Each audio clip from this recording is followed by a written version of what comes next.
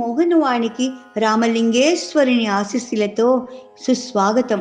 మోహనవాణి ప్రేక్షకులకు రామలింగేశ్వరుని ఆశీస్సులతో ఇదే ఆహ్వానం.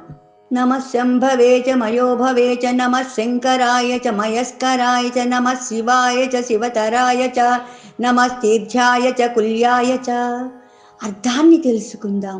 ఇహ పరసుఖముల రెండింటిలో ఉండు రుద్రునికి నమస్కారము. ఇహ పరసుఖములనిచ్చు రుద్రునికి నమస్కారము.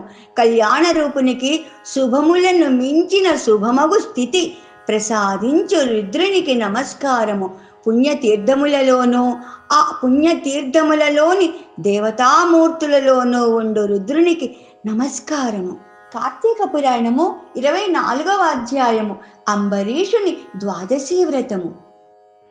అందరం కలిసి కార్తీక పురాణం విందాము. అత్రి మహాముని మరల అగస్త్యునితో, ఓ కుంభ సంభవ, కార్తీక వ్రత ప్రభావము ఎంత విచారించినను ఎంత వినినను కూడా తనివి తీరదు. నాకు తెలిసినంత వరకు వివరిస్తాను, ఆలకించు. గంగా, గోదావరి మొదలగు నదులలో స్నానము చేసినందువలనను, సూర్య చంద్రగ్రహణ సమయములందు స్నానాదులు వనరించినందునను ఎంత ఫలము కలుగుతుందో శ్రీమన్నారాయణుని నిజతత్వమును తెలిపడి కార్తీక వ్రతమందు శుద్ధ ద్వాదశి నాడు భక్తి శ్రద్ధలతో దాన ధర్మాలు చేయు వారికి అంత ఫలమే కలుగును. ఆ ద్వాదశి వ్రతము చేయి విధానం ఎట్లో చెబుతాను, వినండి. కార్తీక శుద్ధ దశమి రోజున పగటిపూట మాత్రమే భుజించాలి. ఆ మరునాడునగా ఏకాదశి రోజున ఏ వ్రతము చేయక శుష్కోపవాసం ఉండి ద్వాదశి గడియలు వచ్చిన తర్వాతనే భుజించాలి. దీనికి ఒక ఇతిహాసము కలదు, దాన్ని కూడా వివరిస్తాను.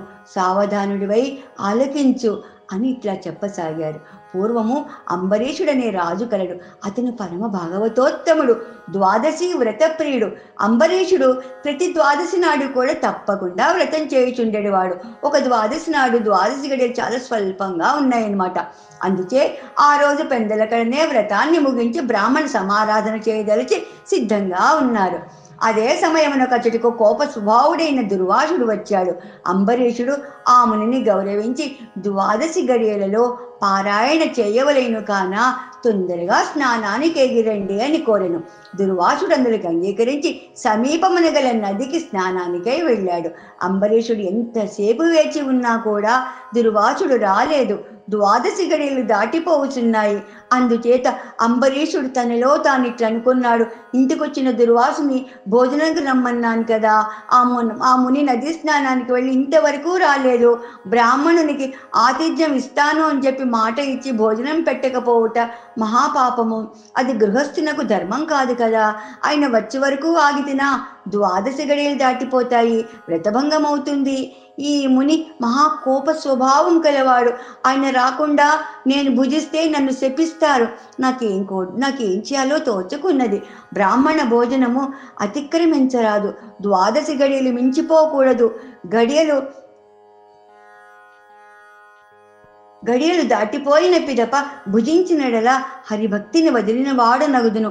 ఏకాదశి నాడున్న ఉపవాసము నిష్ఫలమగును. ద్వాదశిని విడిచి భుజించిన భగవంతునకు భోజనము చేసిన దుర్వాసునకు కోపం వచ్చును. అదీను కాక ఈ నియమమును నేను అతిక్రమించినడలా వెనుకటి జన్మ ఎందు చేసిన పుణ్యాలు కూడా నశించిపోతాయి. దానికి ప్రాయశ్చిత్తము లేదు అని ఆలోచించి బ్రాహ్మణ శాపమునకు భయము లేదు. ఆ భయమును శ్రీ మహావిష్ణువే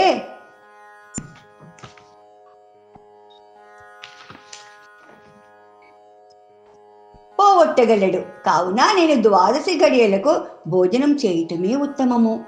అయినను పెద్దలతో ఆలోచించటం మంచిది అనేసి సర్వజ్ఞులైన కొంతమంది పండితులను రావించి వారితో ఈ జరిగిన విషయాన్నంతా కూడా చెప్పాడు ఆయన. ఓ పండిత శ్రేష్ఠులారా, ద్వాదశి గడియలు దాటిపోతున్నాయి.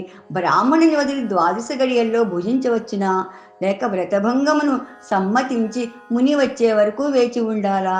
ఈ రెంటిలో ఏది ముఖ్యమైనదో తెలపండి అని కోరాడు. అంత ధర్మజ్ఞులైన ఆ పండితులు ధర్మశాస్త్రాలన్నీ పరిశోధించి ప్రతి విమర్శలు చేసుకొని దీర్ఘముగా ఆలోచించి, మహారాజా, సమస్త ప్రాణికోటుల గర్భ కుహరములందు జఠరాగ్ని రూపమున రహస్యముగానున్న అగ్నిదేవుడు ఆకలిని పుట్టించి ప్రాణులు భుజించిన చతుర్విధాన్నమును పచనము గావించి దేహేంద్రియాలకు శక్తిని ఒసంగుచున్నాడు. ప్రాణవాయువు సహాయముతో జఠరాగ్ని ప్రజ్వలిల్లును. అది చెలరేగిన చుద్బాధ దప్పిగా కలుగుతుంది.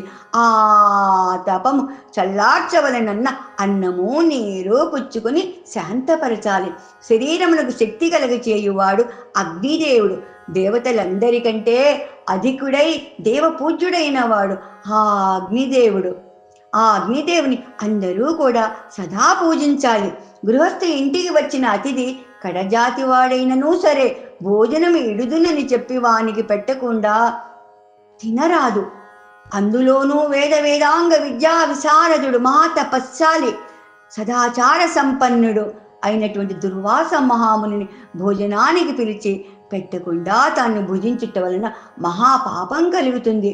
అందువలన ఆయుక్షీణం కలుగుతుంది. దుర్వాసుడంతటి వానిని అవమానమనరించిన పాపము సంప్రాప్తమవుతుంది అని విశదపరిచారు. 24వ రోజు పారాయణము సమాప్తము. శివాస్తోత్ర శతనామావళి.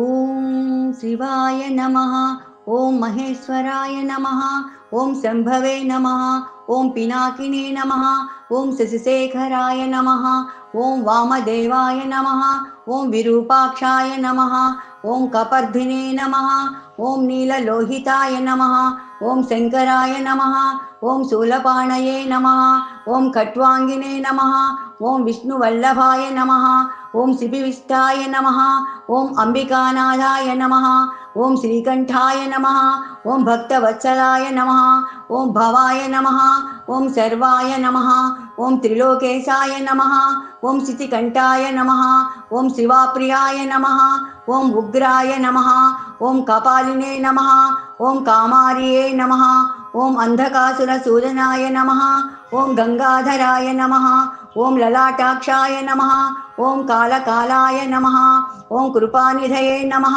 ఓం భీమాయ నమః, ఓం పరశుహస్తాయ నమః, ఓం మృగపాణియే నమః, ఓం జటాధరాయ నమః, ఓం కైలాసవాసినే నమః, ఓం కవచినే నమః, ఓం కఠోరాయ నమః, ఓం త్రిపురాంతకాయ నమః, ఓం వృషాంకాయ నమః, ఓం వృషభారూఢాయ నమః, ఓం భస్మోద్ధూళిత విగ్రహాయ నమః, ఓం సామప్రియాయ నమః, ఓం సర్వమయాయ నమః, ఓం త్రయీమూర్తయే నమః, ఓం అనీశ్వరాయ నమః, ఓం సర్వజ్ఞాయ నమః, ఓం పరమాత్మనే నమః, ఓం సోమా సూర్యాగ్నిలోచనాయ నమః, ఓం హవిషే నమః, ఓం యజ్ఞమయాయ నమః, ఓం సోమాయ నమః, ఓం పంచవక్త్రాయ నమః, ఓం సదాశివాయ నమః, ఓం విశ్వేశ్వరాయ నమః, ఓం వీరభద్రాయ నమః, ఓం గణనాథాయ నమః, ఓం ప్రజాపతయే నమః, ఓం హిరణ్యరేతాయ నమః, ఓం దుర్దర్శాయ నమః, ఓం గిరీశాయ నమః, ఓం గిరిశాయ నమః, ఓం అనఘాయ నమః, ఓం భుజంగభూషణాయ నమః, ఓం భర్గాయ నమః, ఓం గిరిగన్వినే నమః, ఓం గిరిప్రియాయ నమః, ఓం కృత్తివాససే నమః, ఓం పురారాతయే నమః, ఓం భగవతే నమః, ఓం ప్రమదాధిపాయ నమః, ఓం మృత్యుంజయాయ నమః, ఓం సూక్ష్మతనవే నమః, ఓం జగద్వాపినే నమః, ఓం జగద్గురవే నమః, ఓం వ్యోమ వేషాయ నమః, ఓం మహాసేన జనకాయ నమః, ఓం చారు విక్రమాయ నమః, ఓం రుద్రాయ నమః, ఓం భూతపతయే స్థానవే నమః, ఓం హరివిజ్ఞాయ నమః, ఓం దిగంబరాయ నమః, ఓం అష్టమూర్తయే నమః, ఓం అనేకాత్మనే నమః, ఓం సాత్వికాయ నమః, ఓం శుద్ధ విగ్రహాయ నమః, ఓం శాశ్వతాయ నమః, ఓం ఖండవరసవే నమః, ఓం అజాయ నమః, ఓం పాప విమోచకాయ నమః, ఓం మృఢాయ నమః, ఓం పశుపతయే నమః, ఓం దేవాయ నమః, ఓం మహాదేవాయ నమః, ఓం అవ్యయాయ నమః, ఓం హరయే నమః, ఓం పూషదంతవిదే నమః, ఓం అవ్యగ్రాయ నమః, ఓం దక్షాధ్వర హరాయ నమః, ఓం హరాయ నమః, ఓం భగనేత్రభిజే నమః, ఓం అవ్యక్తాయ నమః, ఓం సహస్రాక్షాయ నమః, ఓం సహస్రపాదే నమః, ఓం అపవర్గప్రదాయ నమః, ఓం అనంతాయ నమః, ఓం తారకాయ నమః, ఓం పరమేశ్వరాయ నమః. ब्रह्ममुरारिसुरार्चितलिङ्गं निर्मलभासितशोभितलिङ्गं जन्मजदुःखविनाशकलिङ्गं तत्प्रणमामि सदा शिवलिङ्गं. देवमुनिप्रवरार्चितलिङ्गं कामदहनकरुणाकरलिङ्गं रावणदर्पविनाशकलिङ्गं तत्प्रणमामि सदा शिवलिङ्गं. सर्वसुगन्धसुलेपितलिङ्गं बुद्धिविवर्धनकारणलिङ्गं सिद्धसुरासुरवन्दितलिङ्गं तत्प्रणमामि सदा शिवलिङ्गं. कनकमहामणिभूषितलिङ्गं फणिपतिवेष्टितशोभितलिङ्गं दक्षसुयज्ञविनाशकलिङ्गं तत्प्रणमामि सदा शिवलिङ्गं. कुङ्कुमचन्दनलेपितलिङ्गं पङ्कजहारसुशोभितलिङ्गं सञ्चितपापविनाशकलिङ्गं तत्प्रणमामि सदा शिवलिङ्गं. देवगणार्चितसेवितलिङ्गं भावैर्भक्तिभिरेव च लिङ्गं दिनकरकोटिप्रभाकरलिङ्गं तत्प्रणमामि सदा शिवलिङ्गं. अष्टदलोपरिवेष्टितलिङ्गं सर्वसमुद्भवकारणलिङ्गं अष्टदरिद्रविनाशकलिङ्गं तत्प्रणमामि सदा शिवलिङ्गं. सुरगुरुसुरवरपूजितलिङ्गं सुरवनपुष्पसदार्चितलिङ्गं परमपदं परमात्मकलिङ्गं तत्प्रणमामि सदा शिवलिङ्गं. तत्प्रणमामि सदा शिवलिङ्गं. तत्प्रणमामि सदा शिवलिङ्गं. लिङ्गाष्टकमिदं पुण्यं यः पठे शिवसन्निधौ शिवलोकमावाप्नोति शिवेन सह मोदते. చంద్రశేఖరాయంటే చల్లని దయ కురిపిస్తాడు, నీలకంఠరాయంటే నిన్ను విడువనంటాడు. చంద్రశేఖరాయంటే చల్లని దయ కురిపిస్తాడు, నీలకంఠరాయంటే నిన్ను విడువనంటాడు. ఏ పేరున పిలిచితే ఆ పేరున పలుకుతాడు, ఏ పూజతో పూజిస్తే ఆ పూజకు కులుకుతాడు. ఏ పేరున పిలిచితే ఆ పేరున పలుకుతాడు, ఏ పూజతో పూజిస్తే ఆ పూజకు కులుకుతాడు. పువ్వు కాదు పూజ కాదు, పేరు కాదు భగవంతునికి. పువ్వు కాదు పూజ కాదు, పేరు కాదు భగవంతునికి. హృదయమంత భక్తి నిండిన భక్తునికే వశమవుతాడు. ఓం నమ శివాయ అంటే ఓయంటాడీశ్వరుడు, ఓం నటేశ్వరాయ అంటే నాట్యమాడు శంకరుడు. ఓం నమ శివాయ అంటే ఓయంటాడీశ్వరుడు, ఓం నటేశ్వరాయ అంటే నాట్యమాడు శంకరుడు. ఓం నమ శివాయ, ఓం నమ శివాయ, ఓం నమ శివాయ.